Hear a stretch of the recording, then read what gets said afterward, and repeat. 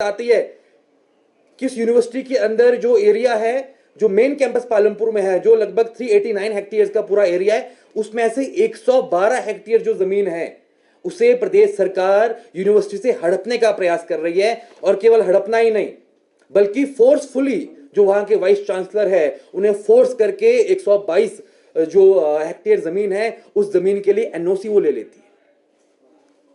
और आप कल्पना कर सकते हैं कि हम बात करते हैं कि स्टूडेंट्स और जो टीचर्स है कहीं ना कहीं एक दूसरे के पूरक होते हैं, एक दूसरे को हाथ देकर के टीचर स्टूडेंट को आगे बढ़ाता है। और आज अगर हम अखबारों को भी लेकर देखेंगे तो हमारे सामने आएगा कि किस प्रकार से सीएसके यूनिवर्सिटी के अंदर टीचर्स को और स्टूडेंट्स को एक जॉइंट आंदोलन करना पड़ा। वो आंदोलन इसीलिए करना पड़ा कि वो प्रदेश सरकार के इस निर्णय के विरोध में खड़े थे, जिस निर्णय में ये दिखाया जाता है कि 122 हेक्टेयर जमीन जो सीएसके यूनिवर्सिटी के पास है, जो जमीन वहां के जो 100 से अधिक जो अपने जानवर वहां पर है, जो गौशाला वहां पर चलती है, 180 से ज्यादा जानवर वहां पर है, जो उनके लिए फीडिंग लैंड है, जो वहां पे एग्रीकल्चर अपना जो एग्रीकल्चर जमीनों पे काम होने वाले जो मशीन्स होती है,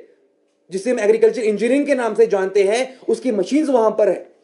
और कहीं ना कहीं जो पालमपुर में हम सभी को मालूम है वो एक फीडिंग एरिया के साथ साथ वहां पर टी गार्डन भी बहुत बड़ी संख्या में है।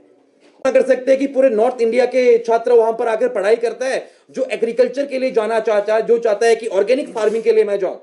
जो चाहता है कि कहीं ना कहीं आज हम देखते हैं कि पूरा देश ऑर्गेनिक की तरफ बढ़ चला है। अगर हम बात करें कि पेस्टिसाइड जो भी हमारे इसमें एग्रीकल्चर में यूज होता है, कहीं ना कहीं उनसे हट करके वो एक इंस्टीट्यूट, एक यूनिवर्सिटी जो ऑर्गेनिक फार्मिंग की बात कर रहा है, लेकिन उस फार्मिंग के पास जो जगह है उस जमीन को जबरदस्ती प्रदेश की सरकार उनसे छीनना चाहती है।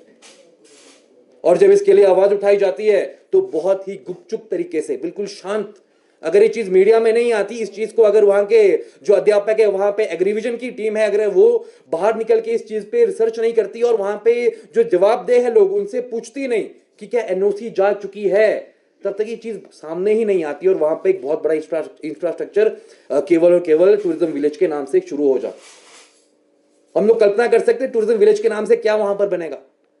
बड़े बड़े होटल्स वहां पर बन जाएंगे, हो सकता है वहां पर पब्स बने, हो सकता है वहां पर बार। और ये सब कोई ऐसा इंस्टीट्यूट के बाहर नहीं कि जहां पर कुछ भी चल पड़े। वो एक एजुकेशन इंस्टीट्यूट है और वो केवल और केवल नॉर्थ इंडिया का, हिमाचल का ही नहीं बल्कि नॉर्थ इंडिया का एक वेल नोन, जैसे मैंने पहले कहा, अगर कोई एक नंबर पे इंस्टीट्यूट आएगा तो वो सीएसके पालमपुर आएगा। केवल यही नहीं, मैं आप सभी के समक्ष एक और बात रखना चाहूंगा कि बहुत लंबे समय से जो सीएसके यूनिवर्सिटी है, उस यूनिवर्सिटी को केंद्रीय कृषि विश्वविद्यालय, जिसे हम सेंट्रल एग्रीकल्चर यूनिवर्सिटी कहते हैं, उसको बनाने का प्रयास किया जा रहा है। उसके कुछ मापदंड होते हैं, आप सभी को मालूम होगा कि 500 हेक्टेयर से ज्यादा जमीन सीएसके के पास होनी चाहिए। और जो सीएसके की जो मेन कैंपस है उसमें 389 हेक्टेयर उनके पास जमीन है, और जो अलग अलग जगहों पे उनके संस्थान है उसमें लगभग 175 हेक्टेयर जमीन टोटल है। तो 100 जो 500 का क्राइटेरिया है वो उसको पार करती है और कहीं ना कहीं वो केंद्रीय कृषि विश्वविद्यालय के क्राइटेरिया को फुलफिल करती है। और जब केंद्रीय कृषि विश्वविद्यालय एक कैंपस बनता है तो कहीं ना कहीं हम सभी को मालूम है वो स्टेट गवर्नमेंट की लायबिलिटी नहीं रहती, उसका रख रखाव, उसमें किस प्रकार से सुविधाएं देनी है वो सभी केंद्र सरकार की होगी। तो कहीं ना कहीं जब आज के दौर पर हम लोग हर दिन देखते हैं प्रदेश की सरकार का कोई ना कोई नुमाइंदा आता है और अपने छाती ठोकते हुए कहता है कि नहीं, हमारे पास पैसा नहीं है, हमारे पास ये नहीं है, हमारे पास वो नहीं है। ऐसे दौर के अंदर जब आप एक यूनिवर्सिटी हिमाचल का अपग्रेड होकर के केंद्रीय विश्वविद्यालय खुद बनना चाह रहा है, खुद बन सकता है, वो कैपेबल है, वो क्राइटेरिया को फुलफिल कर रहा है, लेकिन उस दौर पे भी आप उस यूनिवर्सिटी के क्राइटेरिया को काटने का प्रयास कर रहे हैं और 112 हेक्टेयर जमीन आप उससे छीनना चाहते हैं। वो दे नहीं रहे, उन्होंने मना किया है।